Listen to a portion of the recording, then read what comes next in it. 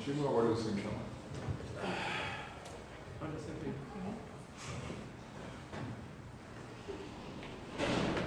Som. Teste. Som. 1, 2.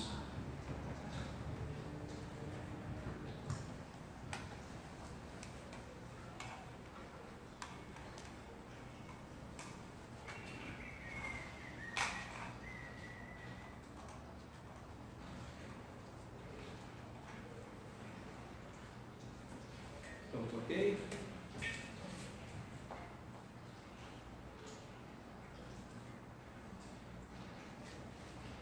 Podemos começar? O pessoal chegou aí já? Está aqui o pessoal assistindo? Ok, muito bom. Boa noite para você, meu irmão, minha irmã. Que a graça e a paz do nosso Senhor e Salvador Jesus Cristo seja com todos vocês. Bem-vindos a mais uma noite de estudo bíblico, aonde nós denominamos a roda dos esclarecedores. Normalmente, nós criamos uma roda aqui entre o público e aquele que é o intermediador, aquele que é o professor, aquele que é a pessoa que está sendo um auxiliar do povo, fica ao meio ali para poder ajudar o pessoal. E hoje não temos público, vocês estão na casa de vocês, mas a gente mantém a ideia da roda, que é discutirmos alguns assuntos interessantes relacionados à palavra de Deus, onde o nosso intuito sempre é facilitar, de alguma forma, ajudar você, ouvinte, de alguma forma, a ter uma facilidade de ler, de interpretar as Escrituras Sagradas. E hoje nós vamos dar uma sequência a um tema muito interessante. Eu quero começar essa noite de estudo bíblico orando com você. Pai, em nome de Jesus, eu te agradeço pela rica oportunidade de estar em tua casa, Senhor, nesta noite fria, uma noite gostosa, em que estamos aqui, Senhor, para atender a um chamado. Estamos aqui, Senhor, para servir a noiva do Cordeiro, com muita alegria no coração, com muito amor. Nós estamos aqui, Pai, e te pedimos, venha estar conosco, cada um dos meus irmãos nas suas casas, venha abençoá-los, venha, Senhor, ajudar-nos nessa noite, nesse tempo especial. Em nome de Jesus, amém. Deixar claro para você que na primeira parte nós vamos fazer a exposição do tema, vamos discutir algumas questões aqui. Hoje eu convidei o presbítero Ricardo Claudino para estar comigo, um obreiro aqui da casa. Nós vamos conversar um pouco sobre um tema que eu propus, conversei com ele, para nós conversarmos pelo menos umas 2 ou 3 semanas, e chamei ele para participar comigo essa noite. E você, na segunda parte, você pode interagir conosco, fazendo algumas perguntas, ou acréscimo, ou colocações, e nós vamos ter aqui a alegria de compartilhar, se é claro, se nós tivermos as respostas, nós compartilharmos com você algumas respostas, tirar algumas dúvidas, tá? Então, você que é membro da igreja, você faz a sua pergunta lá no WhatsApp, e a nossa equipe está de prontidão aqui, o presbítero Roberto está de prontidão no nosso grupo do WhatsApp, para poder pegar a sua pergunta e trazer para nós aqui. E você que não é membro da igreja, está assistindo, se tiver alguma situação, você vai fazer o seguinte: você entra aí no chat, aí nos comentários, e você coloca, a nossa equipe também vai trazer para nós aqui. Então, não se esqueça, qual o intuito da roda dos esclarecedores? O nosso intuito é ajudar, trazer para você alguns esclarecimentos, munir você de informação, para te ajudar a interpretar melhor as Sagradas Escrituras, a Bíblia. Bom, eu vou começar lendo um texto. Ele é um pouco longo, mas ele é a base da nossa conversa de hoje. Chegou ali o Jeremias. Boa noite, querido, paz. O texto está lá em Gênesis, capítulo 22. Eu vou ler o capítulo quase inteiro, ou pelo menos até ali, o versículo 18, 19 aproximadamente. Diz assim: Depois dessas coisas, pôs Deus Abraão à prova e lhe disse: Abraão. Este lhe respondeu: Eis-me aqui. Acrescentou Deus: Toma teu filho, teu único filho, Isaque, a quem amas, e vai-te à terra de Moriá. Oferece-o ali em holocausto sobre um dos montes, que eu te mostrarei. Levantou-se, pois, Abraão de madrugada, e tendo preparado o seu jumento, tomou consigo 2 dos seus servos e a Isaque seu filho, rachou lenha para o holocausto e foi para o lugar que Deus lhe havia indicado. Ao terceiro dia, erguendo Abraão os olhos, viu o lugar de longe. Então disse a seus servos: Esperai aqui com o jumento, eu e o rapaz iremos até lá, e havendo adorado, voltaremos para junto de vós. Tomou Abraão a lenha do holocausto e a colocou sobre Isaque, seu filho. Ele, porém, levava nas mãos o fogo e o cutelo. Assim caminhavam ambos juntos, quando Isaque disse a Abraão, seu pai: Meu pai. Respondeu Abraão: Eis-me aqui, meu filho. Perguntou-lhe Isaque: Eis aqui o fogo e a lenha, mas onde está o cordeiro para o holocausto? Respondeu Abraão: Deus proverá para si, meu filho, o cordeiro para o holocausto. E seguiam ambos juntos. Chegaram ao lugar que Deus lhe havia designado. Ali edificou Abraão um altar, sobre ele dispôs a lenha, amarrou Isaque seu filho e o deitou no altar em cima da lenha. E estendendo a mão, tomou o cutelo para imolar o filho. Mas do céu lhe bradou o anjo do Senhor: Abraão, Abraão! Ele respondeu: Eis-me aqui. Então lhe disse: Não estendas a mão sobre o rapaz, e nada lhe faças, pois agora sei que temes a Deus, porquanto não me negaste o filho, o teu único filho.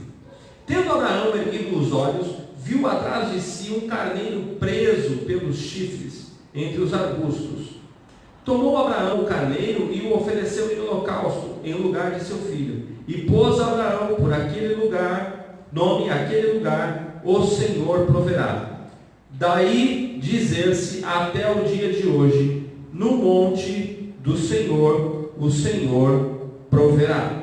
Então do céu bradou pela segunda vez o anjo do Senhor a Abraão e disse: Jurei por mim mesmo, diz o Senhor, porquanto fizeste isso, não me negaste o teu único filho, que deveras te abençoarei, e certamente multiplicarei a tua descendência como as estrelas do céu e como a areia da praia. A tua descendência possuirá a cidade dos seus inimigos. Nela serão benditas todas as nações da terra, porquanto obedeceste a minha voz. Então voltou Abraão aos seus servos e juntos foram para Berseba, onde fixou residência.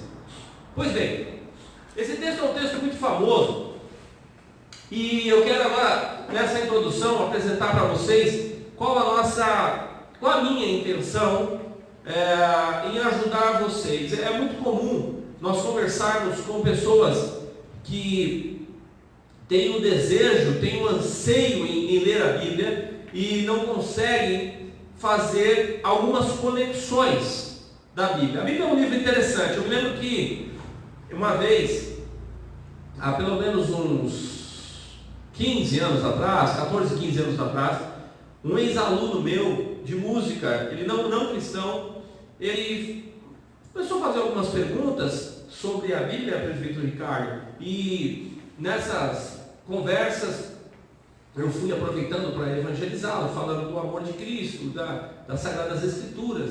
E eu me lembro que ele ganhou uma viagem com o pai dele para ir a Israel, para participar de uma caravana. E ele foi num interesse místico e tal. Ele me conversou na época, conversou comigo sobre isso.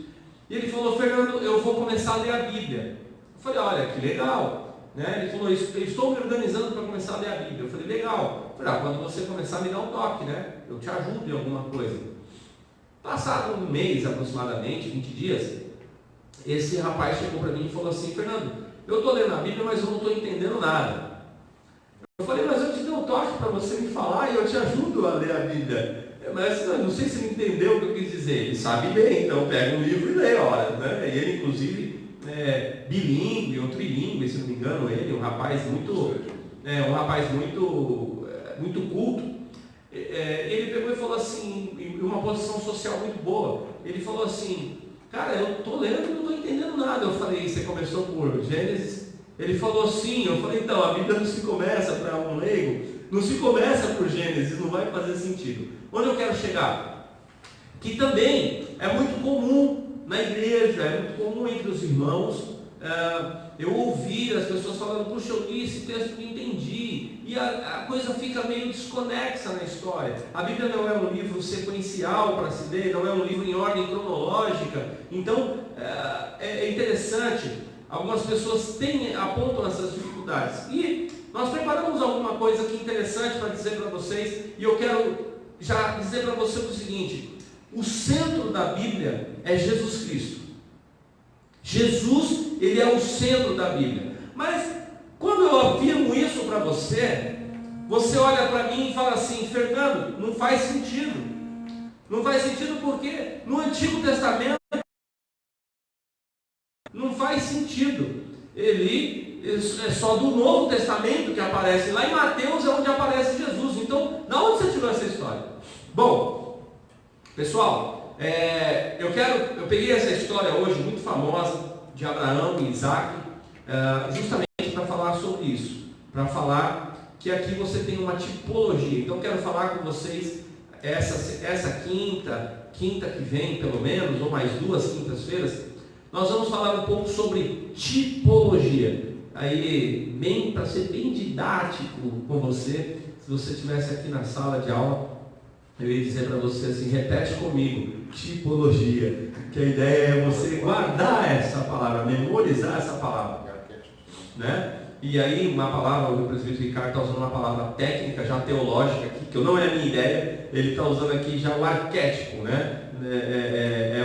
Mas aí já é mais técnico. Então vamos ficar só com a tipologia mesmo, algo que não é exatamente daquela pessoa, mas toda ela figura, aponta para aquela pessoa, para aquela história. Então, quando se fala em Jesus e a história aqui de Abraão e Isaac, tem muita similaridade. Olha, eu contei assim por cima, no dia entre ontem e hoje, eu contei assim por cima, sem me debruçar detalhadamente, mais de uma dúzia. Conversando agora, minutos atrás, aqui com o presbítero Ricardo, ele falou que pesquisou, ouviu um estudo com pelo menos 25, e é por aí mesmo. Eu separei pelo menos 6 para nós conversarmos, e são prefigurações dessa relação. E aqui nós vamos começar a bater um bate-bola um pouco aqui, presbítero Ricardo, uma vez que eu já apresentei aqui qual é a ideia, qual é a intenção do nosso estudo de hoje, certo? Quero fazer então esse comparativo entre Isaac e Jesus. Então eu quero chamar a sua atenção para que quando você observa a história de Isaac, você vê um apontamento para a pessoa de Jesus. Você vai ver pseudos coincidências, você vai ver que não tem coincidência nenhuma. Você vai ver a boa mão de Deus dirigindo a história desde os primórdios da humanidade. Você vai ver a soberania de Deus, o cuidado de Deus, apontando para alguns milhares de anos à frente que aconteceria tudo aquilo voltado para a pessoa de Jesus Cristo. E aí não se esqueça, a minha linha teológica, o meu pensamento teológico é que Jesus é o centro da Bíblia, ok? Bom, eu peguei aqui pelo menos 6 pontos, e eu vou falar um deles aqui para a gente começar. Ricardo, eu já quero começar pelo nome deles. Interessante, há um encontro com essas mães, e já há com as mães, aí com aquela relação paterna, materna, já há uma relação dizendo o apontamento com os pais do nome daquele que haveria de vir. Então você encontra o anjo do Senhor conversando ali com Abraão, falando ali toda aquela situação, falando já o nome do menino que haveria de vir. E você encontra também com Jesus a mesma situação. Sim. A paz do Senhor Jesus, Deus abençoe os irmãos que estão nos vendo aí pela live. Que Deus possa enriquecer muito a vida de vocês, que o Espírito de Deus possa iluminar muito a nossa mente, para que possamos compartilhar aqui dessa maravilha, dessa bênção que é a palavra de Deus. Conforme já antecedeu o pastor Fernando, falando a respeito do nome de Isaac, foram nomes que foram previamente determinados, né? Antes de Isaac nascer, Deus havia anunciado qual o nome, por qual nome ele seria chamado, por qual nome ele seria conhecido. Nesse sentido, igualmente, Jesus teve o seu nome anunciado aos seus pais, a Maria, né, primeiramente, o nome pela qual haveria de ser conhecido o nosso Salvador. Então, neste sentido, começando por aí, né, nós temos essa similaridade dos seus nomes serem pré-determinados, pelas quais o mundo haveria de conhecê-los. Amém? Interessante, porque nós estamos falando desse registro de Abraão, datado lá no Gênesis. Sim, uma distância muito grande. Nós estamos falando aí de algo em torno de 4.000 anos de distância. Vale lembrar, tá, pessoal?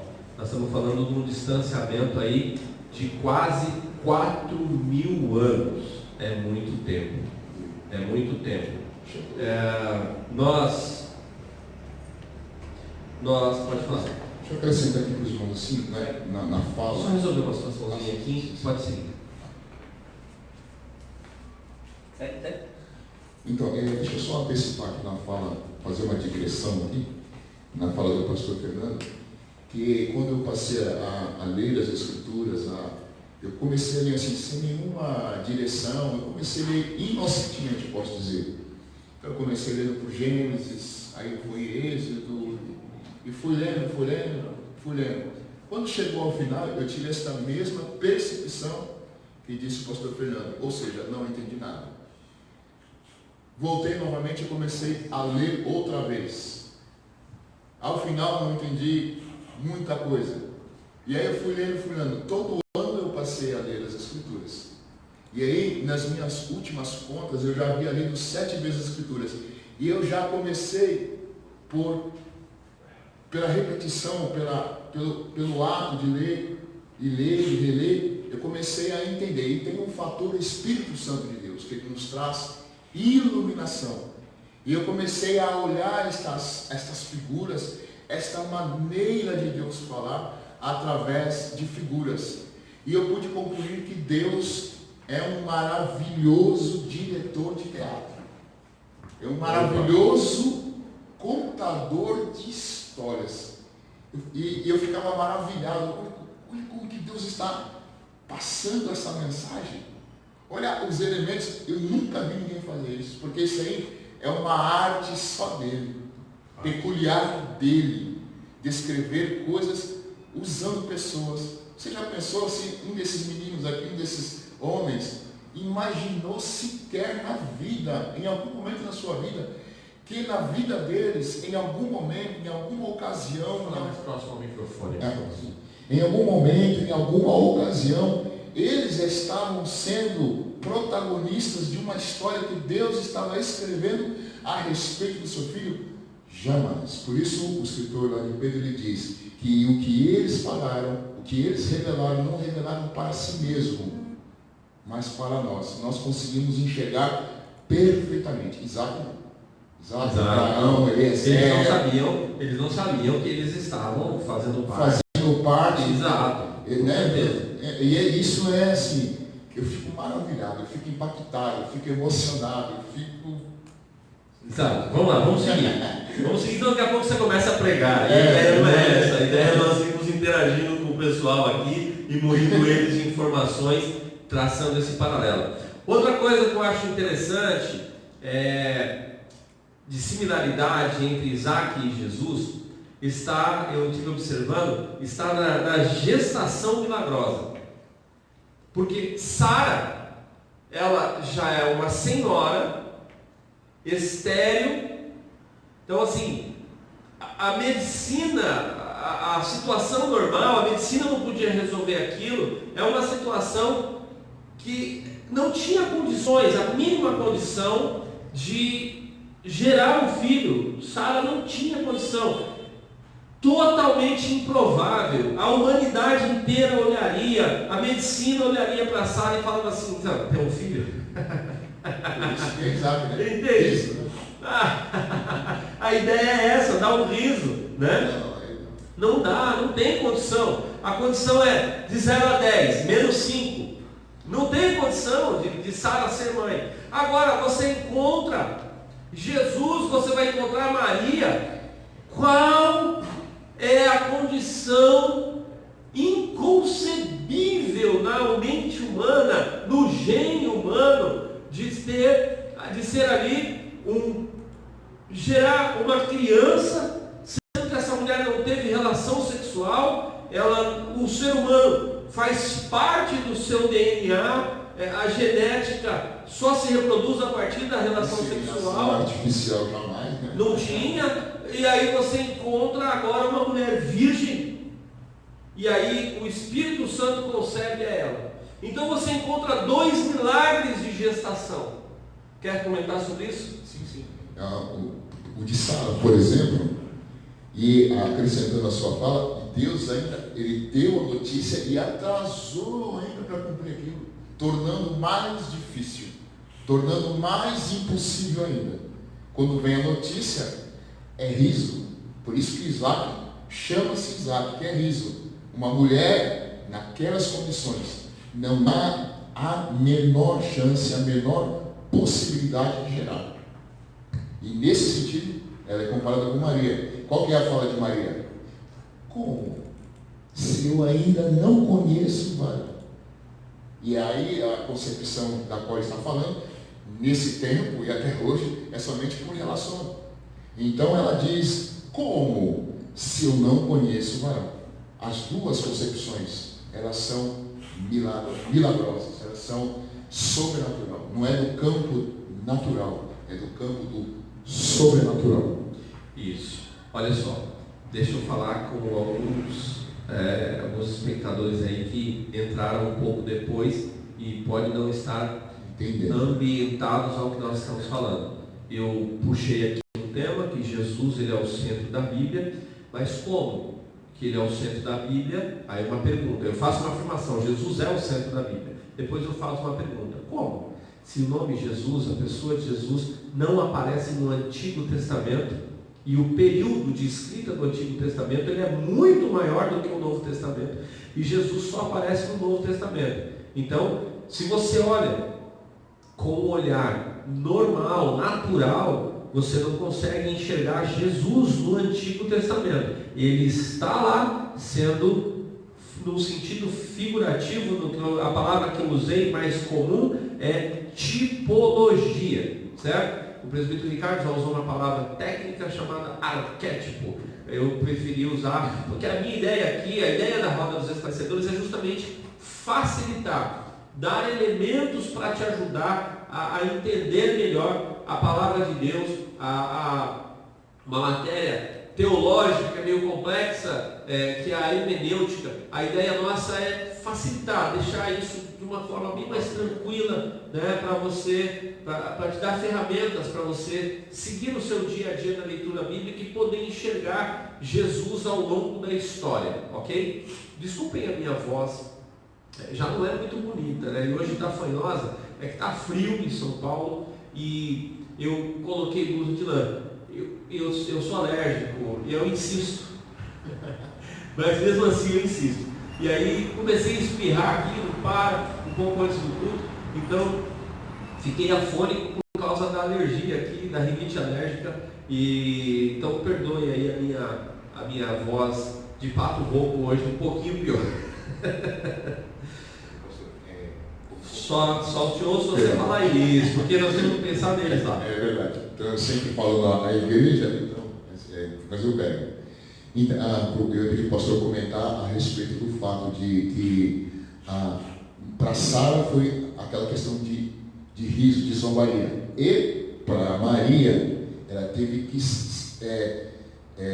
sair fugida daquele lugar, de onde ela estava, ocultar aquela notícia, justamente porque na cultura, né, queria que o pastor pudesse comentar, nessa cultura judaica, estar grávido sem estar casado, que era o caso de Maria, era caso de apedrejamento. Então, além de toda essa questão, corria-se o risco de vida ainda, né, Maria, né? Sim. Exato. Sara corre o risco de vida pela idade, pela condição. Ela corre risco de vida não, risco de morte, né? Morte. Sara corre o risco de morte pela idade, pela avançada, pela condição física avançada. Qualquer pessoa sabe que uma mulher, para ter filho a partir dos 40, 45 anos, ela já corre risco de morte. Imagina Sara naquela condição, ela correu o risco de morte para ter Isaac. E também Maria corre o risco de morte por causa daquela situação cultural que ele disse aqui. Como assim? Uma mulher grávida e sem casar era digna de um apedrejamento, então correu o risco de morte. Por isso ela precisa sair dali e ir para o Egito. E José, a palavra de Deus diz que o intento dele, a intenção dele, para não defamar Maria, era partir daí, deixá-la. Aí nós sabemos que hoje o Senhor aparece para cansar essa ideia. Isso que está gerado no ventre dela veio da parte do Senhor. Eu vou pedir agora, tem duas falas interessantes de Deus, aí o anjo do Senhor de Deus para com as mães. Vou pedir para você abrir o terceiro tópico aqui que eu quero chamar a atenção, é a fala de Deus com as mães. Gênesis 18, 14. Deixa aí para nós, por favor. Se você quiser anotar na sua casa, Gênesis 18, 14. Já está chegando a pergunta aqui? Opa! Gênesis, capítulo 18, versículo de número 14. Eu gostaria de ler numa versão que eu gosto muito, eu aprecio muito, a NVI, a linguagem de hoje. Será que para o Senhor há alguma coisa impossível? Pois, como eu disse, no ano que vem virei visitá-lo outra vez, e nessa época Sara terá um filho. Continua. Só aí. A pergunta há alguma coisa impossível para Deus? Ok. Agora vai para Lucas 1, 37. Lucas, capítulo 1, e o versículo de número 37.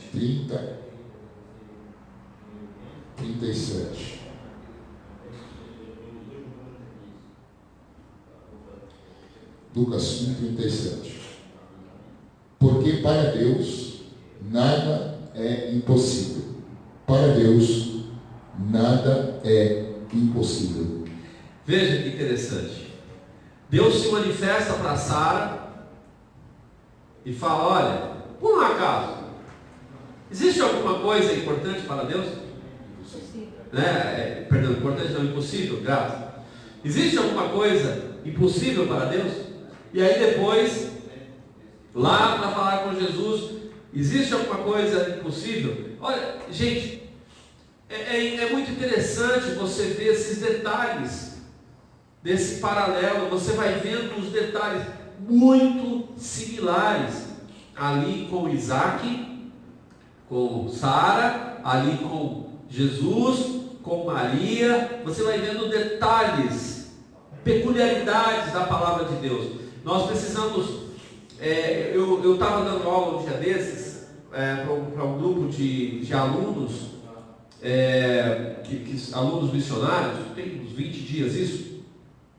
Eu estava dando aula, eram em 10, e eu estava falando sobre isso. O pessoal, quando estava lendo a Bíblia, presbítero Ricardo, eles estavam lendo, eu falava: lê texto tal para mim. Aí o pessoal começava a ler, eu falava: para, a Bíblia não se lê assim. A Bíblia não se lê correndo. A Bíblia, ela tem que se ler devagar, porque ela é riquíssima em detalhes. Se você lê atropelando, você passa por cima de detalhes extremamente importantes. Então, olha, a mesma colocação que é feita em Gênesis para Sara sobre ser possível existir algo impossível para Deus, não é possível, não é impossível para Deus. Então, colocar um filho para Sara não era algo impossível. E agora para Maria também, novamente, o Senhor fala, olha, não há nada impossível para Deus. Deus faz, e Ele vai fazendo esse contraponto. Exatamente. As duas estão olhando na mesma perspectiva.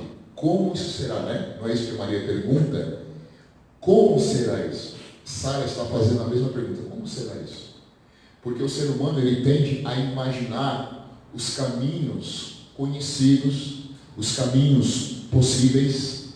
Esses são os caminhos que nós naturalmente enxergamos. E eu não estou com isso criticando-as, né? O ser humano enxerga caminhos possíveis de trilhar. Então ele fica pensando e procurando na mente dele qual o caminho possível que ele vai trilhar. Só que as promessas, aqui a fala do anjo, ela está se referindo a um caminho que o homem não conhece. Isaías 55, 11.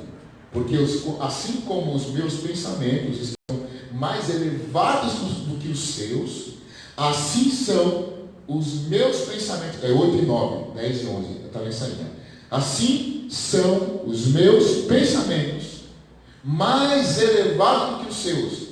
O que é que Deus está vendo? Aquilo que você não vê. O que é que Deus está pensando? Aquilo que você não está pensando. Porque a mente natural não pode conhecer os pensamentos. O homem natural não pode conhecer os pensamentos de Deus. Mas o homem espiritual discerne. Nós temos condições de entender espiritualmente que essa trilha é uma trilha do sobrenatural. Por isso que eu ando em fé. O justo viverá pela fé. Deixa eu já abrir um parênteses aqui então, já que ele já deu uma saidinha da aula para ir para a pregação, deixa eu abrir um parênteses aqui também, dá uma pregadinha rapidinha que a gente não aguenta, né? A gente não aguenta. Já fica a pergunta para você também aí, a mesma pergunta que foi feita para Sara, obrigado. A mesma pergunta que foi feita para Sara e a mesma pergunta que foi feita para Maria. E a afirmação, por acaso, qual que é o seu problema mesmo? Qual que é a impossibilidade da tua vida? Por acaso, existe alguma coisa impossível para Deus?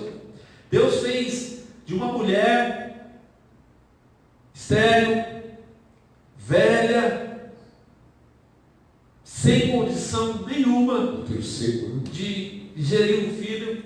Deus colocou um filho lá, porque Ele tinha um propósito para a humanidade a partir daquele filho. E por causa de um pacto, ali nasce um pacto. Deus está com o controle de tudo sobre as suas mãos. E você encontra a mesma coisa se cumprindo depois lá em Jesus Cristo. E a pergunta é a mesma de uma virgem, a Virgem Maria. Ele coloca a semente e faz nascer Jesus. Qual que é mesmo a sua impossibilidade? O que precisa nascer na sua vida? A minha pergunta para você hoje, como pregador do Evangelho de Jesus Cristo, eu digo para você, qual é mesmo a impossibilidade de Deus? Ele pode fazer nascer coisas da onde você não imagina. Aleluia. Tem um pessoal aqui mandando alguns comentários, perguntas. Daqui a pouco eu vou falar. O pastor Marcelo fez uma pergunta que obviamente ela já está aqui também na minha lista, e vem chegando mais algumas perguntas aqui. Daqui a pouquinho nós vamos falar sobre todas elas com vocês. Por enquanto eu só quero ir traçando mais alguns paralelos. Mais alguma coisa sobre essa questão da fala de impossibilidade com as mães? É essa visão, cara. As duas têm esse ponto comum. É a perspectiva do impossível. Por isso que tanto a fala de uma quanto a fala de outra é mesmo. Maria pergunta, eu já sou velha. Sara diz, eu já sou velha. E Maria, que não conhece o varão, diz, como será isso? Beleza. Eu vou passar uma para você agora, para você compartilhar com o pessoal. Eu vou dar uma saidinha e volto já. Okay. Vou ali nos comerciais e volto já. Tem um fato muito peculiar também na história de Isaac e de Jesus, que é um jumento e 2 servos. Você já prestou atenção nisso? Jumento e 2 servos. Porque Quando Isaac ele fala ali, olha, eu vou, né, no texto que eu li, fiquem aqui, que eu vou ali com o rapaz, vou adorar e já volto. Você vai, no cenário, tem um jumento e tem 2 servos. E depois com Jesus, você vai ter igualmente também 2 discípulos e um jumento. Quer traçar esse paralelo também? Olha só a riqueza em detalhes da história de Isaac e de Jesus. Eu volto já, o presbítero Ricardo segue com você aqui. Tá certo? Então, conforme nós estamos falando, esses paralelos eles são tão ricos, eles são tão cheios de detalhes, que Deus é algo totalmente arranjado no cenário bíblico, que vai se desenrolando na história e na vida de Jesus de uma maneira singular, de uma maneira fantástica. Por isso, a gente afirma, eu afirmo, a palavra, a Bíblia, ela é a palavra de Deus. Ela, em Jesus Cristo, ela cumpriu-se cabalmente. E nesta situação, conforme nós colocamos aqui, dos servos, 2 servos, um jumento, igualmente lá na vida de Jesus, com Maria, José e o jumento, se repete novamente, outra vez. Isso é fantástico. Então, o que acontece? Essas similaridades, existem, essa que nós estamos discutindo, que nós estamos falando, são algumas. Se você prestar atenção nisso, se você ler com estes olhos, passar a ler as Escrituras com estes olhos, você vai perceber que esses paralelos, eles estão repletos na Bíblia, eles estão cheios na Bíblia. Várias das histórias do Velho Testamento não passam de figurações apontando para a vida e para a obra do Senhor Jesus Cristo. E aí, outros paralelos também, vou esperar o pastor Fernando chegar para poder dar continuidade, para eu não tomar posse aqui sozinho. Pastor Fernando, por favor, por gentileza. Então é isso, irmãos. Ler as Escrituras com essa perspectiva, com essa percepção de que Deus está falando para além das letras, para além das Escrituras. Olha só o que nós estamos aqui discutindo, explanando nesse momento. Coisas que você não consegue, a pessoa comum, coisas que uma pessoa comum não consegue enxergar, não consegue ver. Se alguém não der um toque, olha o que ele está falando aí por detrás dessa letra. É meta-histórica, é para além da história. Teologicamente falando, é a famosa metanarrativa, né? Metanarrativa. A metanarrativa. Não é a narrativa bíblica, ela geralmente contrapõe com outros lugares cumprimentos proféticos. Por isso que precisa estudar a Bíblia, a gente não tem jeito. Não tem jeito. É por isso que precisa estudar a Bíblia, porque é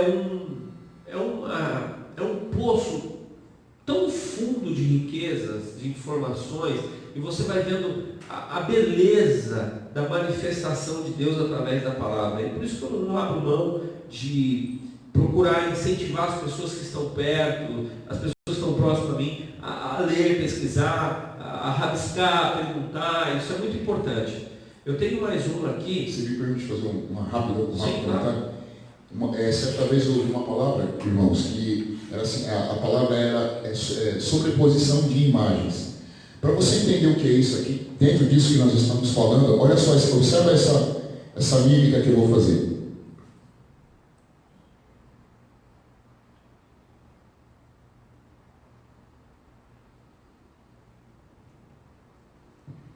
Em algum momento, Isaac toca a vida de Jesus. E aquilo que vai acontecer com Jesus toca a vida de Isaac. Cada personagem segue a sua vida. Mas em algum momento, os espectros se tocam. Você percebeu que em algum momento, nesse movimento que eu fiz, em algum momento, cada um dos meus dedos tocaram perfeitamente cada dedo correspondente. E isso é uma sobreposição de imagens. Isso é uma metanarrativa, aquilo que está para além do que o texto está falando. Exato. Você que está assistindo aí, você quiser fazer algum comentário, já tem o pessoal mandando perguntas aqui, mandando comentários. Daqui a pouco, daqui mais 5, 10 minutinhos, vai chegar a hora da interatividade com vocês. É a hora de nós participarmos aí, responder algumas perguntas, colaborar com alguma forma com vocês aí. Deixa eu só perguntar aqui para a minha assistente, a cameraman mais linda do planeta, a dona Salma Ali Halab Martins. Eu coloquei o Martins ali para dar uma melhorada, porque Salma Ali Halab não é brincadeira, né, gente? Imagina o dia que eu estivesse brigando com ela, nervoso, falando, Salma Ali Halab, não ia dar, Salma Martins, pronto, aí fica mais fácil. Só para ter uma ideia, tem gente de longe aí, tem só pessoal da igreja assistindo hoje, tem só membros. Tem a Luciana, de Help City. Quem? Luciana, lá do Socorro. Luciana Montanheiro? Ô Lu! Imagino que ela está no celular dela, imagino que o esposo dela, o filho também devem estar assistindo ali, o Tenente Benedito, casal querido nosso, lá da cidade de Socorro. Beijo no coração de vocês, amo vocês, queridos. Júlio Rodrigues, não sei de onde. Júlio Rodrigues, não sabemos de onde é, também está conosco aí, conectado. Tem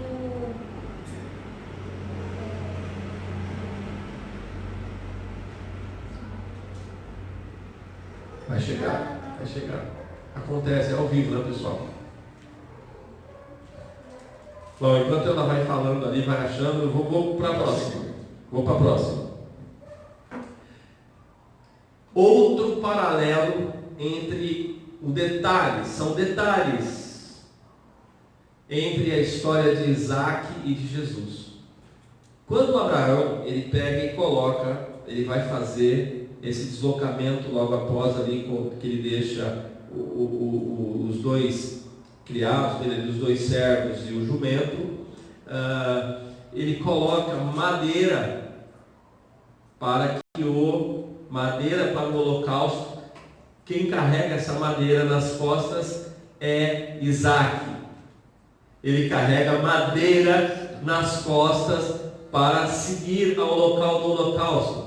Jesus Cristo, quando ele vai para o monte, e olha que interessante, ali está saindo Abraão com Isaac, o pai e o filho estão indo para o monte. E quem vai carregando nas costas madeira? Isaac, que ele nem sabia que ele era o objeto do sacrifício. E Jesus Cristo, quando também está seguindo para o monte Caveira, ele leva o madeiro nas suas costas. É muita riqueza de detalhe. Vamos falar que isso é coincidência, Jeremias? Não dá para falar que isso é coincidência. Como disse aqui, nesse comparativo, essa outra figura de linguagem que o presbítero Ricardo colocou aqui, Deus é um excelente escritor de histórias. Como é que você falou? Teatro. Escritor de teatro, é isso? Diretor de teatro. Deus é então um grande diretor de teatro no sentido de organização, né? Na minha praia, como é música, ele é o grande maestro cuidando de toda essa orquestra, né? Para que faça com que tudo dê sentido, né? Você pega uma orquestra ali com 60, 80, 100 músicos, mais coral, e aí ao toque, ao gerenciamento do maestro, tem tudo para dar errado numa orquestra. Você já pensou?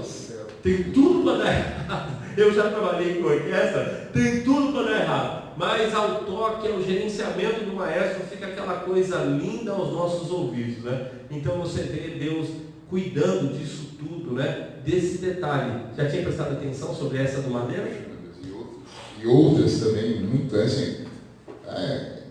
Essa tipologia dos nossos patriarcas, né, nesses episódios são fantásticos, não tenho nem palavras para dizer. Ele fala aqui agora, eu me arrepiei todo, me emocionei, é muito bonito, cara. Dá para ver Jesus no Antigo Testamento ou não dá? Não dá para ver, só falta desenhar. Só falta desenhar. Hoje vamos falar só sobre Isaac. Semana que vem tem outra situação que nós vamos trazer também interessante. O pastor disse que ia passar para mim um negócio, mas ele já acabou com a história, tá?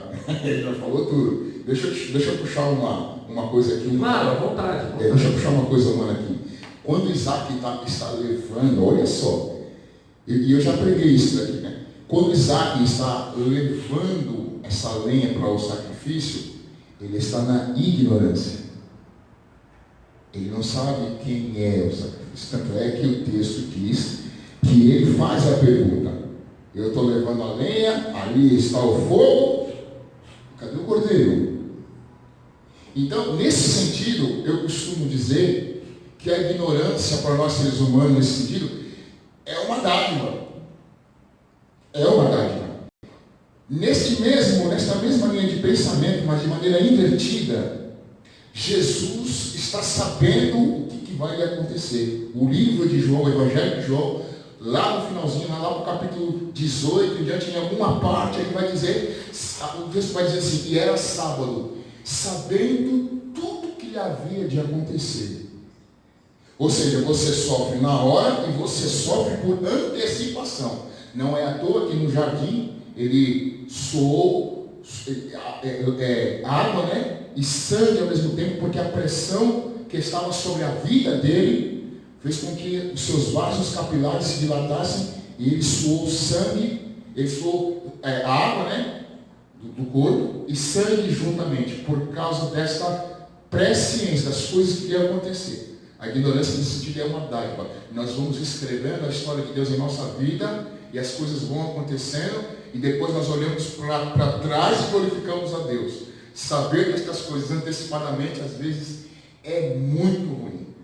Isaac perguntou, cadê o cordeiro? Depois lá ele entendeu que o cordeiro era ele. Ele tinha 15 anos, aquele velho não ia conseguir segurar aquele menino de jeito nenhum. Esse é o cordeiro? Não. Ele reconheceu. Fui. Ele reconheceu que o cordeiro era ele. E ele voluntariamente, pegou a palavra? Voluntariamente se deitou. Sim. Em obediência ao Pai. Oh, meu Deus. Que glória. Em obediência ao Pai. História gloriosa. Não é uma coisa normal. Não, eu saía correndo. E eu saía correndo também. 15 anos. Eu falei, pai, o que é isso? Vá pro tipo, até ele pensar em me pegar, meu amigo. Já estou muito longe. Mas ele entende, ele compreende que ele é o cordeiro. E aí, na similaridade com Cristo, olha o que Jesus diz: ninguém tira a minha vida, eu mesmo a dou para a remissão de muitos. Aleluia. Aleluia. E aqui, se eu continuar, é só. Eu vou falar em inglês daqui a pouco, bom. Ô, glória! É muito linda essa história. Nós teríamos aí pelo menos, eu passando assim os olhos, né? Como eu disse no começo, eu vi pelo menos assim por cima, pelo menos 12 similaridades. O presbítero Ricardo, há pouco, minutos antes de começar aqui o nosso estudo de hoje, ele disse que alguém viu no estudo que tem 25. Eu peguei apenas 6. O pastor Marcelo, ele faz um comentário aqui. Deixa eu já pegar aqui o papelzinho dele. Ele está assistindo. Um abraço, pastor Marcelo, obrigado pela sua participação. Salma, e falar nisso, participação, mais alguém? Além do Júlio e a Luciana, que não são daqui? O Daniel, esposo, que era lá de Itatiba, que foi para Socorro, que agora eu acho que está em Socorro. Daniel, ele está assistindo também? Tá, não sei se ainda. Um abraço, querido. Um abraço, obreirão, abençoado. Beijão para você e para a sua família, que era da nossa igreja lá em Itatiba, depois ficou um tempo com a gente em Socorro, depois voltaram para Itatiba e eu não sei onde estão hoje. Um abraço para vocês, viu? Saudade, Daniel Isaltino, se não me engano, sobre o nome dele. Acho que é isso. Eu sou ruim de lembrar nome, gente, eu acho que o seu eu lembrei. Se possível, falem um pouco da tipologia do sacrifício de Isaac e de Jesus, que no caso foi o cordeiro. É isso aqui, acabamos de falar, e aí interessante, porque nós temos aqui esse detalhe, eu anotei justamente essa questão do cordeiro. O Isaac está na função do cordeiro, ali. Jesus, com essa tipologia, Jesus ele é o cordeiro do Pai que veio para morrer por nós. Interessante, nós traçamos aí o mesmo paralelo, mesma figura, mesma tipologia, que é exatamente a ideia, porque o holocausto só faz sentido se tiver o cordeiro. Não faz sentido o holocausto sem cordeiro. E não dá para entrar aqui nas especiarias do cordeiro, que existe toda uma regra, todo um pré-requisito. Não é qualquer tipo de cordeiro E aí quando você faz também, você observa Jesus, não é qualquer ser humano que está ali. Você tem alguém ali puro, sem pecado, o único entre os homens. Então tem todo um paralelo que você vai ver. Eu não quero entrar nesse mérito aqui, mas só para falar que não existia holocausto sem cordeiro, então não existia a possibilidade de redenção, de remissão, se não houvesse alguém puro ali morrendo por nós, que é justamente Jesus Cristo. Ele faz a função do próprio cordeiro, ele é o cordeiro que Deus preparou. E agora é interessante, porque quando Abraão ele levanta o cutelo para matar Isaac, o anjo já dá um: ei, Abraão, para, stop. E Abraão para, ele fala assim: não precisa, eu já vi que você é temente, já vi que você é obediente, já vi que você é fiel, é leal e tal, então você não precisa matar o garoto, já vi que você é fechado comigo, então vamos fazer o seguinte, deixa o garoto, dá uma olhadinha ali atrás do arbusto, tem lá um carneiro, não é um cordeiro, mas tem um carneiro ali. Aí sim, então Abraão vai, pega. Quem providencia esse carneiro? Deus. Deus, ele providencia. E aí você vê a soberania de Deus. Ele providencia o holocausto, a figura principal para o holocausto ali com Abraão. E ele também prepara o cordeiro imaculado, puro, primogênito entre todos, para que eu e você fôssemos libertos, para que os nossos pecados fossem perdoados. Aleluia. Aleluia. Quer comentar sobre isso? Então, Próximo. Sim. Oh, meu Deus do céu. Irmãos, a palavra de Deus diz assim, primeiramente nós entendemos que Abraão matou Isaac. Matou onde? Matou no coração. Lembra-se que a palavra de Deus diz que a intenção, Deus observa e atenta para a intenção do coração? E nesse sentido, de fato, Abraão matou Isaac. Como comprovar isso? Pela leitura do texto. Agora eu sei que não me negaste o teu único filho dele. Então, ali a palavra de Deus está afirmando que Abraão não negou o seu único filho. A exemplo de Deus, que não negou à humanidade, aos seres humanos, o seu único filho. E o escritor de Hebreus, ele nos diz, ele nos informa, pelas escrituras sagradas, que Abraão matou Isaac porque acreditava, porque cria que Deus era poderoso para depois de matar o menino tornar a ressuscitá-lo novamente, porque em cima dele estava a promessa de ser pai de muitas nações. Depois nós vamos ver através das escrituras que isso vai se desenrolando com Abraão, com Isaac, Jacó, os patriarcas, os 12 patriarcas, e assim vai indo. Mas o escritor de Hebreus diz que ele acreditava que Deus haveria de ressuscitar o menino. Então no coração dele, na mente dele, no íntimo dele, ele matou Isaac. E Deus confirma isso. Isaac morreu figuradamente, mas o seu filho morreu literalmente. É nesse momento que eu fiz aquele exemplo para os irmãos dos que estavam aqui da mão, lembra? Aquele gesto da mão. Em algum momento as vidas se tocam, porque Isaac continuou vivendo até morrer e Jesus literalmente morreu. Legal, Ricardo, legal. Vamos para responder algumas perguntas aqui. Vamos responder. Vou passar uma para você aqui, ó. Vou passar uma pergunta para você. Você acabou de responder, mas eu vou pedir para você pontuar especificamente. Temos mais alguma pergunta aí do pessoal? Tá, ok. Se chegar alguma pergunta aí, pode trazer aqui, tá? A gente acrescenta. A Roseli, querida, um beijo, saudade de você. Se Abraão era tão fiel e temente a Deus, por que precisava dessa prova tão grande com o seu único filho? Aí eu perguntaria de volta, para quem é essa prova? Deus não precisa, Deus tem o conhecimento de todas as coisas. Deus não precisa ter experiência para conhecer coisa alguma. Ele sabe, ele conhece tudo de tudo e tudo de todos. Essas experiências, não tem como o Deus lidar com o ser humano sem lhe falar palavras inteligíveis, sem lhe dar experiências humanas. Então, dentro disso, Abraão tem o testemunho em si mesmo de que ele ofereceu. Então, não seria uma prova para saber da parte de Deus se Abraão era fiel, mas é um testemunho para o próprio Abraão. E assim também é nas nossas vidas.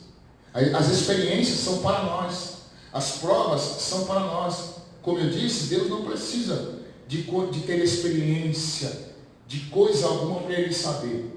Deus não precisa calcular coisa alguma para ele saber. Ele simplesmente sabe, é um dos seus atributos divinos, que é a onisciência. Ele sabe tudo que há para saber a respeito de tudo. E essa prova não é para Deus, essa prova é para Abraão.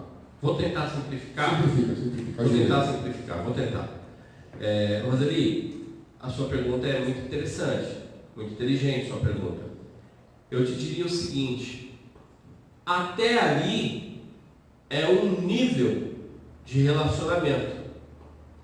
A partir dali, eu te diria que é de 0 a 6.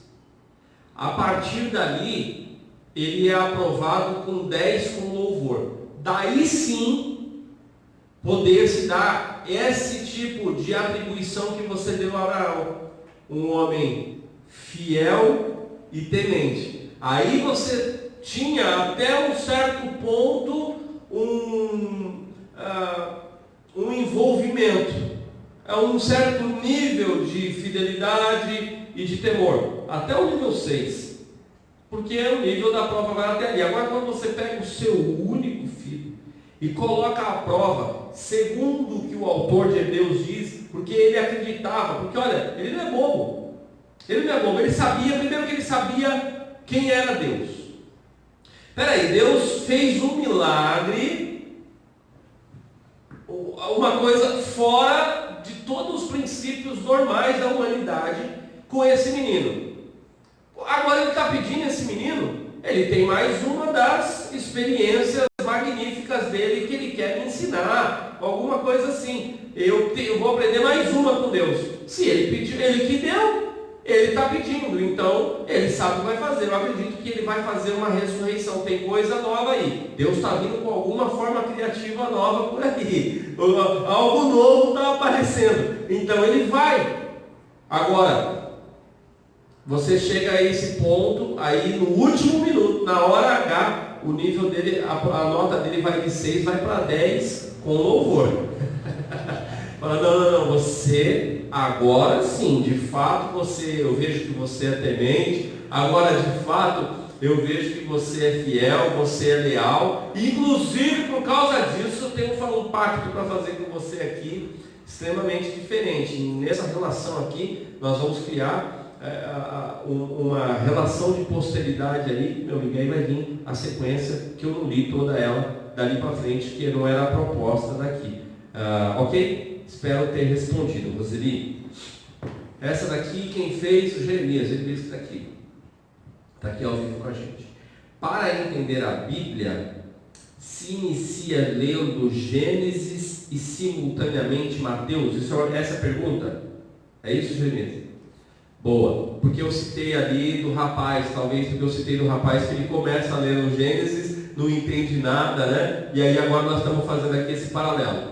Não, eu nunca indico, Jeremias, uma pessoa que vai começar a ler a Bíblia no começo, não tem ainda nenhum tipo de intimidade com a Bíblia, eu nunca indico a pessoa começar por Gênesis. Muita coisa, por causa dos sentidos figurativos, tem muito paralelismo figurativo ali no Antigo Testamento, ali, sobretudo em Gênesis, que a pessoa não vai entender. Eu sugiro o seguinte: primeiro contato com a Bíblia, eu indico que a pessoa vá conhecer o Evangelho de João. Primeiro livro que eu oriento a pessoa a ler, João. Segundo livro, Marcos. Terceiro livro, Lucas. Quarto livro, Mateus. Aí começa a fazer sentido. Por quê? Há uma exposição até mesmo para a leitura dos evangelhos para uma pessoa que é novata no contato com a Bíblia. Eu não oriento fazer Mateus, Marcos, Lucas e João, não. Eu faço João, Marcos, Lucas e depois Mateus. Tem uma lógica, o porquê disso, não dá para explicar agora, tá? Porque cada um dos evangelhos é escrito com um propósito, para um público, para uma finalidade. A de João, ela é uma universal, é uma carta mais, é um evangelho mais universal. Ele não é direcionado para um povo específico. Mateus, por exemplo, foi escrito para os judeus. Tem muita coisa da cultura judaica envolvida ali para a apresentação de Jesus, para quebrar os paradigmas judaicos e para eles entenderem todo o processo profético que veio do Antigo Testamento. Coisas que você vai encontrar no Evangelho de João, você não vai encontrar nos outros 3. Tá? Então fica essa dica. E depois no Antigo Testamento tem uma outra regrinha para ler alguns livros do Antigo Testamento, porque eles são divididos em blocos também, ok? O detalhe é que você tem que se conformar que de fato é um quebra-cabeça que você deve ter atenção ali e demora algum tempo. E tem que ter essa paciência e essa percepção, né? Conforme eu testemunhei aqui para os irmãos, que eu comecei a ler inocentemente, fui lendo, eu li outra vez, li de novo, e eu fui entendendo por causa da repetição da leitura, mas não que eu fosse orientado, como o pastor está falando aqui, eu fui lendo, repetindo, ano a ano, e o entendimento das Escrituras, o próprio Espírito Santo de Deus, lembra que a palavra de Deus diz que o Espírito Santo de Deus revelará, ele revela, ele vai dando esse entendimento e vai usando pessoas, vai usando livros, né? Mas isso é ao decorrer do tempo, né? Seu entendimento vai sendo acrescentado. Livros diversos, irmãos, mestres, aqueles aos quais Deus colocou para amadurecer a igreja. Efésios 4:11. Tendo alguém para orientar é o caminho. Mas inclusive é uma percepção minha, presbítero Ricardo, eu venho militando isso nos últimos anos.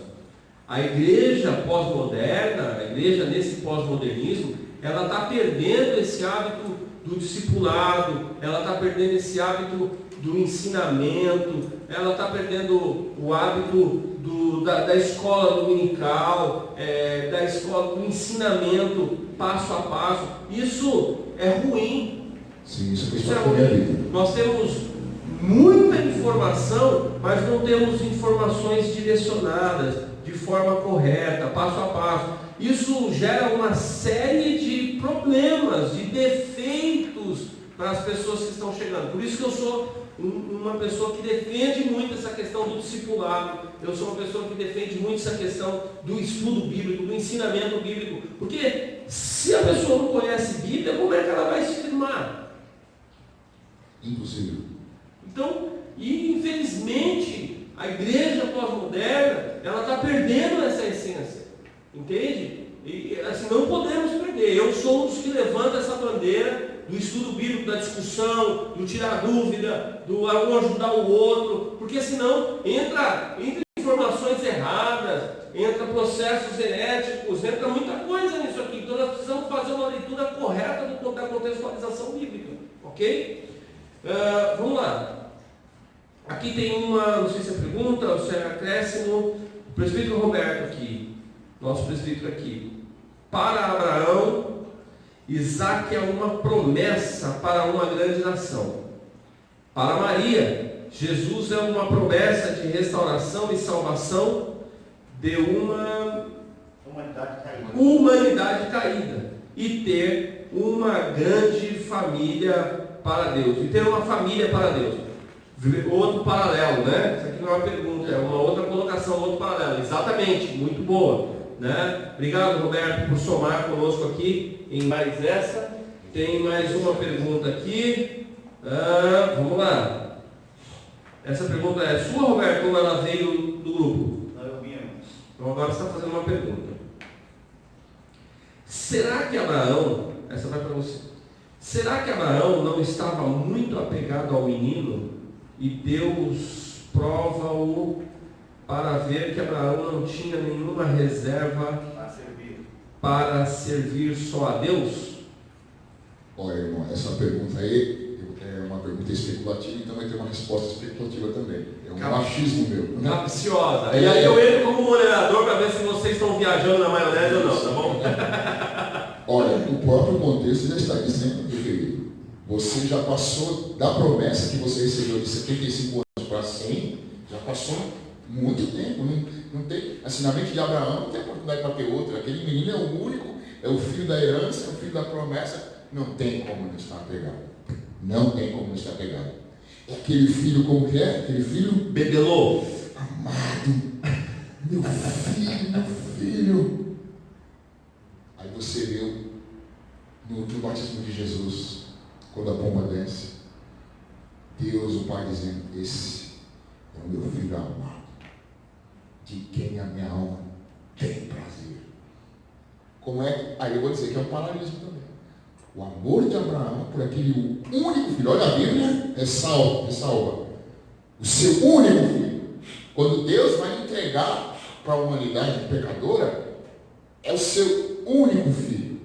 A mesma disposição do coração que Abraão teve que ter, ou pelo menos protagonizando esse sentimento de Deus. A mesma disposição do coração que Abraão teve que ter para entregar o seu único filho, o seu filho amado, seu filho querido, Deus também lá dos céus, para entregar o seu filho, teve que ter a mesma disposição. E Paulo acrescenta aos Romanos no capítulo 5.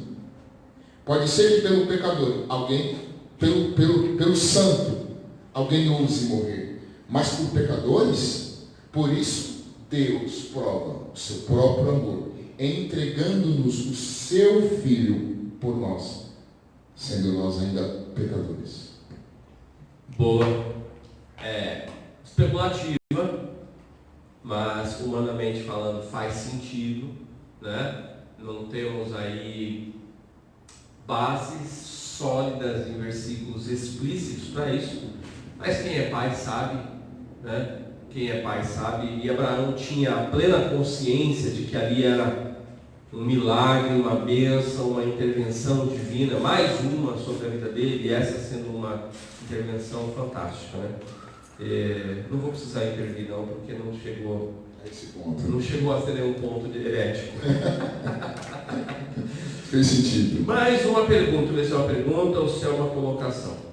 Vejo Amparo, a irmã Amparo. Obrigado pela sua participação, Amparo. Vejo que a fé de Abraão foi além. Será que hoje em dia estamos deixando de viver muitas bênçãos? É porque está faltando fé? Opa! Olha, Amparo, é o seguinte, é a mesma pergunta aqui? É mesmo. Já tinha chegado. Amparo e ouvintes, sem fé é impossível agradar a Deus. Sem fé é impossível dar alguns passos no caminho em direção a Deus. Não tem como. Então, com certeza, Amparo. Olha, é previsto por Jesus que uma das coisas que o inimigo iria trabalhar para o fim dos tempos era justamente roubar a fé das pessoas. E aí eu teria que ficar aqui mais 2 horas falando sobre fatos que começam a acontecer, sobretudo na história da humanidade. Eu vou deixar essa para vocês, pessoal. Vocês podem pesquisar se quiserem em casa. Vale a pena vocês estudarem um pouco, vão para o Google e pesquisem isso, que eu vou dizer para vocês. Vocês vão ver que ali, depois da Segunda Guerra Mundial, nasce um movimento no planeta Terra chamado pós-modernismo. Até ali, até a Segunda Guerra Mundial, nós tínhamos o modernismo, onde valores são estabelecidos por concreto. A partir dali, nascem alguns homens e mulheres que vão influenciar na moda, no cinema, nas artes, na cultura, na religião. Você vai ver no padrão social, moral, ético, aonde vem trazer agora uma seguinte ideia: por que tudo tem que ser concreto? Vamos fazer com que essas coisas sejam líquidas. Cada um cria a forma que quer. Então, há uma desconstrução. Depois da Segunda Guerra Mundial, há uma desconstrução daquilo que é concreto. Ora, mas qual que é a ideia? A ideia é levar o homem à perversão, é levar ao homem a uma verdade relativa. E aí eu te pergunto, o que é verdade relativa? Verdade é verdade. Não existe umas verdades, existe a verdade. Fora da verdade é o que? Mentira. E Jesus ele vai dar um alerta, ele dá uma palavra escatológica. Por acaso, quando eu voltar, encontrarei fé na terra? Ele vai uma pergunta, ele fala, olha, vão minar a fé. E quando você olha a história paralela, e aí eu não estou falando de religião, eu estou falando da história. Vão no Google e coloquem lá o que é o pós-modernismo, quando nasceu o pós-modernismo, e pesquisem isso no Google, é a informação que está aí para todo mundo. Vocês vão ficar assustados com a desconstrução de valores morais em todas as escalas da sociedade. E aí nós encontramos isso batendo aonde? Dentro da igreja. Aí nós vamos encontrar pastores, líderes, relativizando a verdade. Nós vamos encontrar homens que têm medo de confrontar as pessoas por causa da verdade. É sempre uma mais ou menos aqui, é sempre um jeitinho ali. Não, a palavra de Deus está escrito, e conhecereis a verdade, e a verdade vos libertará. O artigo aí é definido. Não é uma verdade. Não é conhecereis umas verdades. Artigo definido, o. Definido, a, e não um, e não uma. Então, Amparo, sim, há um engendramento maligno no planeta Terra, que pega todas as esferas da sociedade e tentam trabalhar a desarticulação da fé.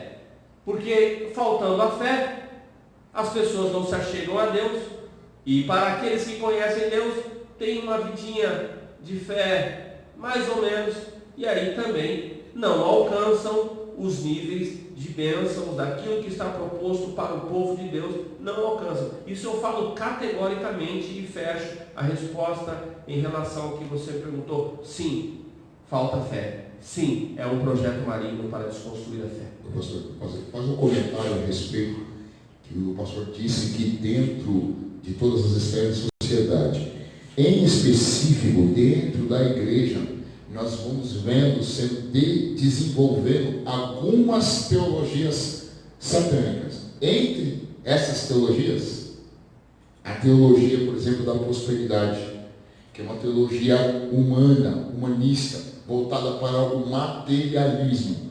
Quando você tem um coração voltado para o materialismo, e você vive uma vida material, em busca do material, e não do sobrenatural, evidentemente, a pulsação do seu coração em relação a Deus vai diminuir a batida, vai diminuir a pulsação, não tem como.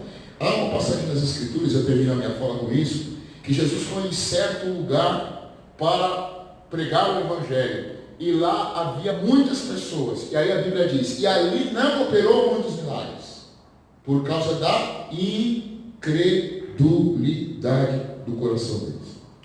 É interessante essa fala sua, quando você fala sobre a questão disso ser uma linha teológica, porque você vê que é tudo muito próximo, né? As distorções da pureza da palavra de Deus, é tudo muito próximo, que passa pela palavra de Deus. E aí você vai ver que são sendo erros interpretativos. Olha só, a prosperidade ela é bíblica? Sim. Sim. Deus se alegra em ver o seu povo sendo próspero? Sim. Sim. Você olha para o Antigo Testamento, você olha para o Novo Testamento, você vai ver que Deus se alegra em ter o seu povo próspero, os seus filhos prósperos. Ponto. Agora é o seguinte, a mesma Bíblia vai dizer que nós não somos desse mundo, nós somos peregrinos aqui, nós estamos de passagem, nós somos passageiros. Gente, a minha fala é, todos seremos prósperos financeiramente? Não. Não. Porque existe todo um outro contexto. Qual é o erro da teologia da prosperidade? É fazer da prosperidade o centro. Exato. E a prosperidade não é o centro, ela tem que ser, ela é um cômodo na casa. E não uma casa. E não a casa, não é a cozinha, não é dali que sai o alimento, não é dali que sai tudo. É um cômodo a mais na casa, entende? Mas ela não é o centro motor do cristianismo, não é. Não é. Quando você olha para o próprio Jesus, ele vive uma situação e ele fala assim, rapaz, filho do homem não tem nem onde reclinar a cabeça. Ele não está defendendo a pobreza, ele não está defendendo o voto de pobreza ali. Entende? Ele mostra para nós, ao longo da sua caminhada, que Jesus ele é um Deus de milagre. Quando ele precisa pagar imposto, ele tira moeda da boca de peixe. Ele faz gerar prosperidade. Isso é prosperidade. Ele faz as coisas acontecerem para que as situações normais, naturais, elas sejam supridas. A prosperidade, se você for observar, ela é um conjunto de coisas que geram bem-estar. Ela é paz. Porque tem gente que tem dinheiro e não tem paz. Eu conheço. Gente que tem muito dinheiro e é insatisfeito. Eu conheço. Eu convivo muito próximo a uma pessoa que tem muito, mas muito, milionário. E é insatisfeito. Quase todas as semanas nós nos falamos. E essa pessoa está sempre dando um ar de insatisfação. Interessante isso. Então, eu conheço pessoas que não têm nem 10% do dinheiro que essa pessoa tem e vive numa paz linda, maravilhosa, tranquila. É saúde. Então, é paz, é saúde, é alegria, é dinheiro. Então, é sustento. É a casa. É a casa. É um conjunto de coisas que formam esse bem-estar da prosperidade. O erro da teologia da prosperidade está aí. Ela coloca o evangelho como um centro de finanças. Ei, a igreja, o evangelho de Jesus Cristo não é Wall Street, não é a bolsa de valores, entendeu? Então, isso precisa ser compreendido. Isso precisa ser compreendido. É um erro, sim. Agora, ninguém está falando aqui Isso mal. tira a fé? Hã? Isso leva você a falta de fé? Esse foco nestas coisas leva você? Leva, porque a fé dela está nos bens materiais. A pessoa está com desvio dos olhos, da mente. Se ela centralizar-se nisso, ela passa de deixar viver o sobrenatural. Porque, meu irmão, é lindo você saber que de dentro da boca do peixe vai sair uma moeda. Hoje, pensando sobre isso, eu pensando sobre isso, e aqui eu fecho minha fala também, só fazer deixa eu ver o que está aqui. Jurandir está assistindo. Ô Jura, meu Deus, grande amigo, grande compositor, irmãozão, músico de primeira, um poeta, grande Jura, forte abraço, meu amigo, obrigado pela sua participação aqui com a gente. Olha só, hoje, Ricardo, eu estava batendo um papo com Deus, eu estou numa fase de gratidão. E quando você começa a andar muito com Deus, e você vai tendo experiências de milagres, você começa a pensar assim, não é que será que Deus vai fazer? Quando você tem uma dificuldade, aí Amparo, dentro da sua pergunta lá, isso encaixa aqui, a questão, e dentro também da colocação da Roseli, sobre Abraão, se precisava chegar àquele ponto. Deixa eu dizer para vocês, hoje eu estava batendo um papo com Deus e eu estava dando risada. Estava agradecendo, eu estou numa de gratidão quem me acompanha nas redes sociais, lá pelo menos no Facebook. O Instagram não tem muita paciência para mexer não, mas lá no Facebook eu tenho colocado alguns detalhes da nossa vida, e aí eu vou colocando alguns detalhes que a gente às vezes não presta atenção, e aí depois eu coloco uma hashtag, junto com, estou numa campanha que eu vi o pastor Douglas Gonçalves lançar, chamado Agradece que Cresce. Hashtag agradece que cresce. Poxa, às vezes a gente não agradece pela luz, pela lâmpada que nós temos em casa. Você só passa a dar valor à energia elétrica quando acaba a luz na sua casa. É precioso. Aí você fala, puxa, uma coisa tão básica. Quer ver? Você não presta atenção na sua unha. O dia que ela pega numa quina ou entra uma farpa debaixo dela, aí você lembra que você tem unha e você começa a dar um valor tão grande quanto ela ficou todo esse tempo sem doer. Quando ela não encrava, né? Entende? Quando está ali, não é isso, Jeremias? Então, eu estou falando assim, hoje eu estava falando com Deus, falei, Senhor, eu tenho vivido tanto milagre, tanta coisa acontecendo na minha vida, assim, de detalhes, mas detalhes, assim, peculiaridades muito interessantes, que eu tenho falado assim, a minha pergunta não é mais se Deus vai fazer, porque eu estou andando tanto tempo com Ele, Ricardo, que a minha fala assim, Senhor, como é que o Senhor vai fazer dessa vez? Qual vai ser a criatividade?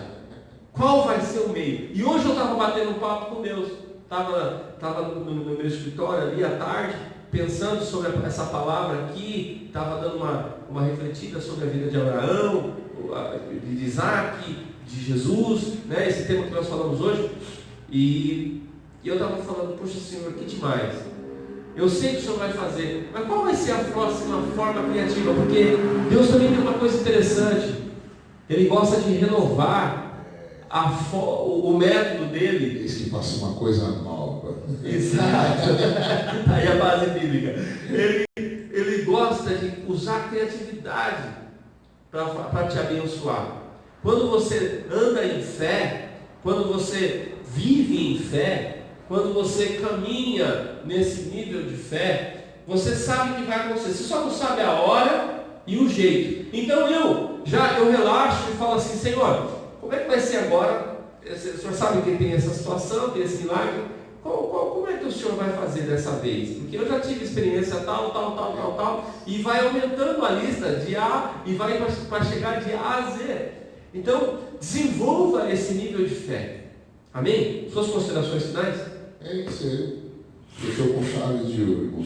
Enquanto ele falava ali, eu me lembro que eu tinha um Scott vermelho e o marcador estava marcando errado. Eu saí lá para o lado da cantina de lá e tudo bem. Quando chega no caminho assim, o carro para.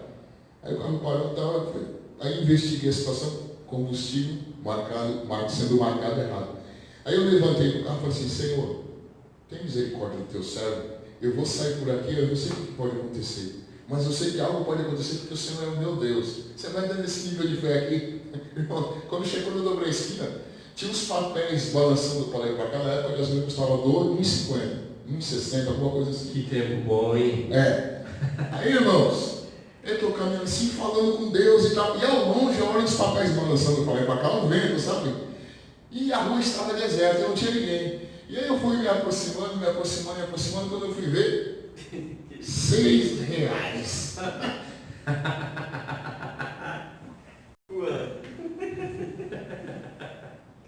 Isso está saindo a luz para ti, faça coisas novas. Achar dinheiro no boteco que alguém perdeu, mas para mim foi bênção. E o dinheiro balançando para lá e para cá. Falei, ô Senhor Jesus, obrigado. Fui no posto, comprei 5 litros de gasolina, fui para casa, fui fazer o que eu tinha que fazer, depois voltei. E pensando naquilo, como Deus preparou o cordeiro para o sacrifício no posto. É isso. Deus sempre provê. Sim. Ei, você que está me assistindo a gente aqui essa noite, Deus é um Deus de provisão. Deixa eu te dizer, Ele não mudou. Nós mudamos. Nós não andamos mais em fé. O tema acabou chegando aqui pela questão da fé, pela pergunta do Amparo. Obrigado mais uma vez, Amparo, pela sua pergunta. Estouramos o horário já, mas só para fechar. Semana que vem a gente continua. Eu não sei ainda quem vai ser meu convidado aqui. Vamos pegar uma outra tipologia. Não sei se vai ser o presbítero Ricardo mesmo ou não. Se a gente segue aqui juntos ou se eu trago um outro convidado. Tem o feedback.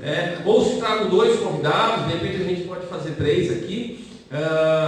Eu vou pedir para você nos acompanhar na quinta-feira que vem. Nós vamos seguir essa questão do entendimento, encontrando Jesus no Antigo Testamento. Vamos deixar assim o tema, né? Encontrando Jesus no Antigo Testamento. Porque tem gente que fala que não, nós somos cristãos, nós somos evangélicos, esquece o Antigo Testamento. Aí você tem esse pessoal, algumas situações de excesso, né? Antagônicas demais. Ah não, eu não leio o Antigo Testamento porque só me interessa de Jesus para frente. Aí você encontra um pessoal que lê o Antigo Testamento e fica usando as leis cerimoniais do Antigo Testamento nos dias de hoje. Mas isso vira uma bagunça teológica, uma confusão teológica. Então, a ideia é que nós possamos, nessas próximas 2 ou 3 semanas, te ajudar, de alguma forma, a, quando você estiver lendo o Antigo Testamento, encontrar Jesus em algumas peculiaridades. Ou a gente te munindo de algumas peculiaridades, para que quando você estiver lendo, você está com o seu radar ali, a sua mentalidade, sabendo que isso pode estar acontecendo em vários textos. E aí, isso possa ser alguma chave hermenêutica para você. Amém? Quero agradecer você por ter participado da nossa roda dos esclarecedores de hoje. Domingo agora, 18 horas e 30 minutos, tem culto. Nós vamos estar aqui. Eu estou pregando uma série sobre os Salmos, chamada Descansando nos Salmos. Então eu estou trazendo uma série aqui, já há 7 semanas, essa vai ser a 7ª semana, em que nós estamos pregando sobre Salmos, extraindo lições dos Salmos. 18 horas e 30 minutos, você não vai perder, não é mesmo? Vamos ter um tempo de louvor e adoração aqui, fantástico, e vamos ter um tempo de reflexão da palavra de Deus. Um beijo no coração de vocês, Deus os abençoe, tenham uma noite um final de noite abençoado, cuidado e guardado pelo amado Espírito Santo. Que a graça do nosso Senhor e Salvador Jesus Cristo, o amor do Deus Pai Todo-Poderoso e as doces consolações do amado Espírito Santo sejam sobre você e a sua família, em nome de Jesus. Amém. Tchau. Fiquem com Deus. Uma ótima noite.